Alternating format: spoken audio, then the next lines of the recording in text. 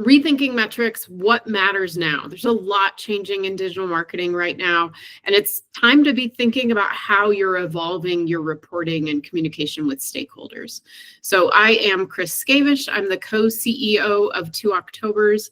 And you may be surprised to know that I don't actually think of myself as a marketer, which is strange since I run a digital marketing agency. I really think of myself more as a technologist, and I really love being at the center of how people and technology interact, how marketing and technology interact. Earlier in my career, I was a project and product manager, and that's what I was doing when my business partner Nico and I met, and Nico suggested that we start a digital marketing agency. I'm pretty sure the only reason that I could say yes to starting a marketing agency is that it was a digital marketing agency, which has a lot of technology and a lot of numbers. So that has always been something I've enjoyed. But I'm starting to get a little worried because the numbers that we've been working towards in digital marketing have been getting harder and harder to measure. It's starting to feel like maybe this isn't the digital marketing I signed up for. So what we'll talk about today is why traditional digital marketing metrics are at risk, how to evolve your thinking about metrics, and how to translate that into reporting to stakeholders. So in the digital marketing that I signed up for, you had the visibility about how people were interacting with your digital marketing at every step. And that made me feel like I've got the knowledge and control to be able to make changes and see their impact and evaluate the impact and adjust. And while there's still a lot of places that we can test and optimize and measure, when we zoom back out to the big picture, the metrics that connect the marketing tactics we engage in to the leads and purchases we're ultimately trying to impact, those are getting a little fractured.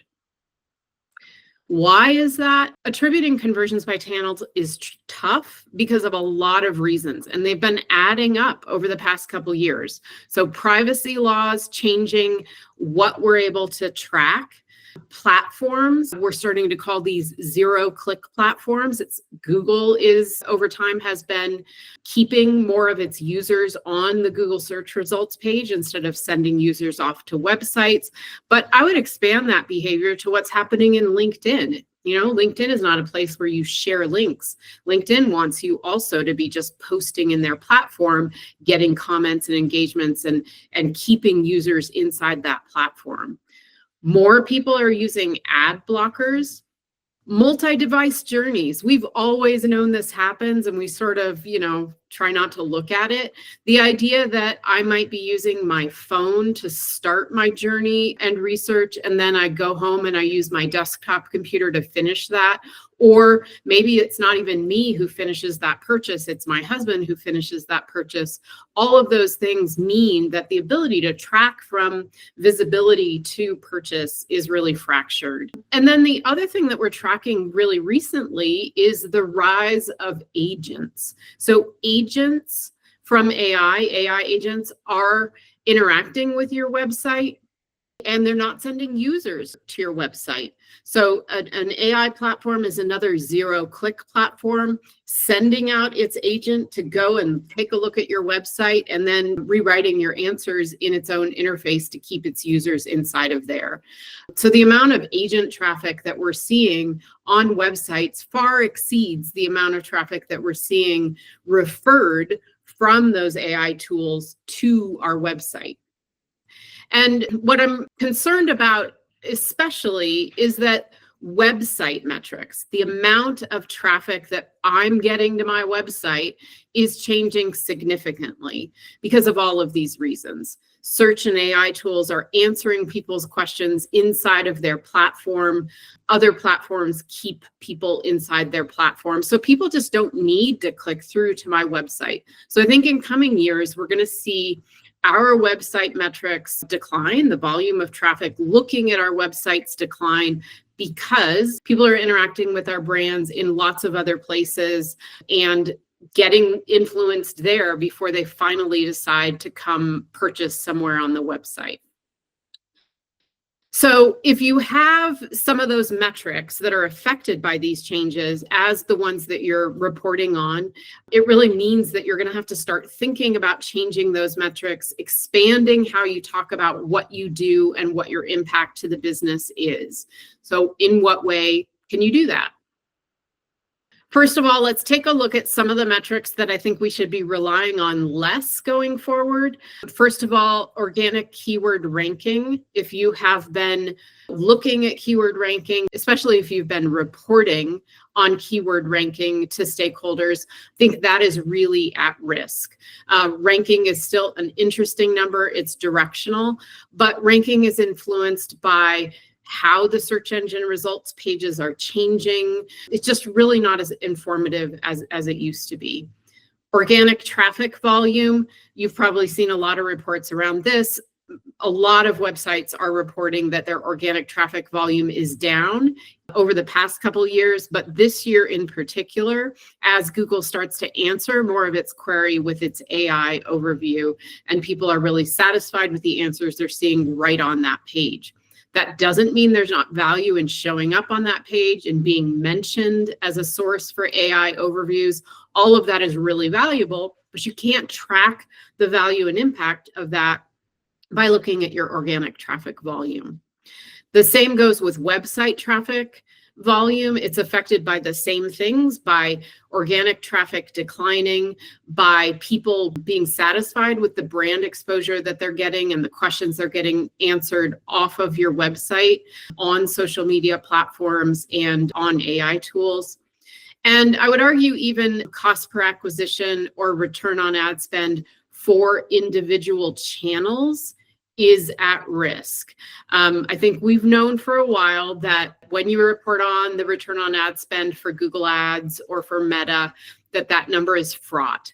If you look at in-platform metrics, if I trust what Meta is telling me about the ROAS for a particular campaign, I have to live with the fact that Meta believes no other platforms exist, and any other traffic sources that contributed to the funnel in which somebody saw a Meta ad, Meta's going to take responsibility for. In addition to the problems with tracking on Apple devices, that Apple has specifically cut tracking in favor of user privacy, which is a great thing. Just makes it harder for us as marketers to know what's going on.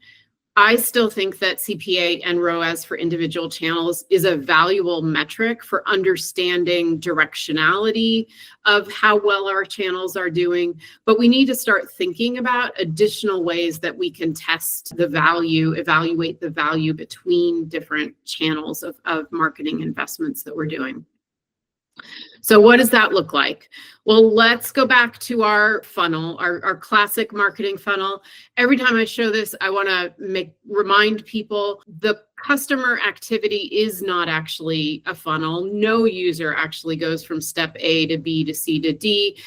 The customer funnel is more like a pinball machine. I go from top funnel to bottom and back up to middle, and then I forget about it for a while and I come back to bottom. That's how real users work. But for marketers, thinking about how we're connecting with our prospects in this way is helpful in categorizing our activities. So what matters now is really thinking differently, thinking a little bit more broadly than at least I have thought about what metrics make up top of funnel engagements, middle of the funnel engagements, bottom of the funnel engagements.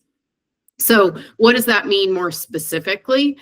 We should be thinking about top of funnel as initial exposure to your brand. So what can we count and measure that indicates that we're getting that initial exposure to our brand? The next level is how can we evaluate that people are engaging with our brand? They've shown some degree of interest. One step further down, have they shown that deeper interest, and then counting the purchases or leads and purchases. So what does that look like in terms of specific metrics? So for initial exposure, I think we're pulling together a view of social views, ad impressions, search impressions, and AI mentions. To the extent that we can measure AI mentions, I think those tools are still in development, but that'll be a good thing to watch.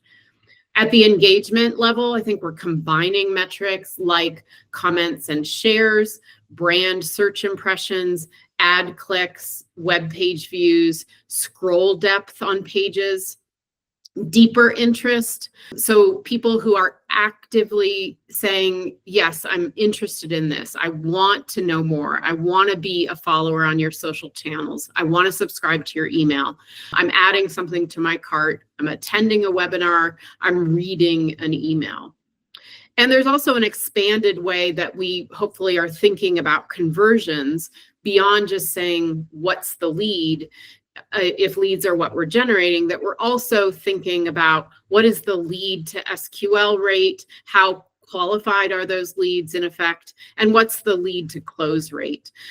So tracking those kind of things can help us understand the effectiveness of previous levels in the funnel. So I'm starting to think about this in terms of what I'd like to report as aggregated information about each of the stages in the funnel here. So I sort of think of this as a slice of time data, not a flow and causality data. So what I want to be reporting to stakeholders is something more like this, that we reached 3 million people at the awareness stage. And last month, we reached 98,000 people who were in that research phase, 8,900 people in that consideration phase. And what we start to see is the ratios between these numbers are important. When you think about scaling your marketing activity, that means that hopefully you're increasing the numbers at multiple stages of the funnel here, which are leading to increases in purchases.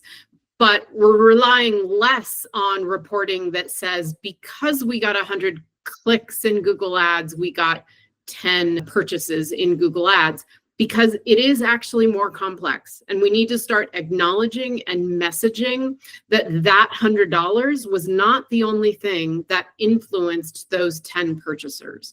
And I think this is a better way of representing that kind of view of the world, that we don't know exactly which tactics went into this purchase, but amongst all of our tactics, here's sort of a view on what's happening. So when we think about reporting to stakeholders, the volume of activity at each stage, which is going to give us an indication of how we need to scale. So if you're trying to double your purchases next year, then you know you need to double the amount of investment that produced the number of impressions that you got this year. That sort of thing can help you think about what's going to be needed to get to what your end goals are.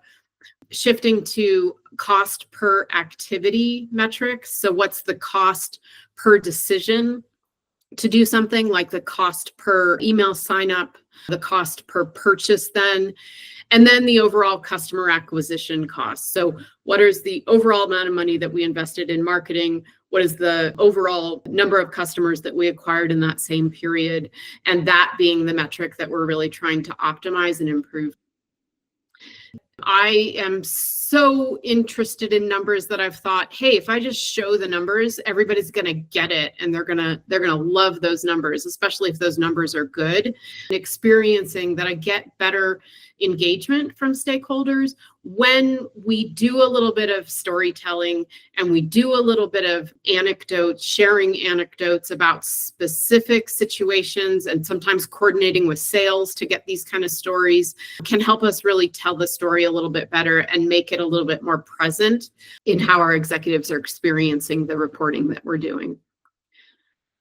So you may be asking then, okay, if we're emphasizing channel metrics less in some of our reporting, and we're less confident in the data that we're getting on channel return, how can we make decisions to optimize the channel mix?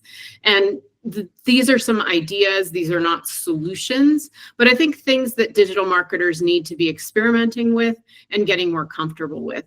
And the first is incrementality tests. So the idea that if I add or subtract something, a channel, what does that do to my overall impact, my overall lead rate?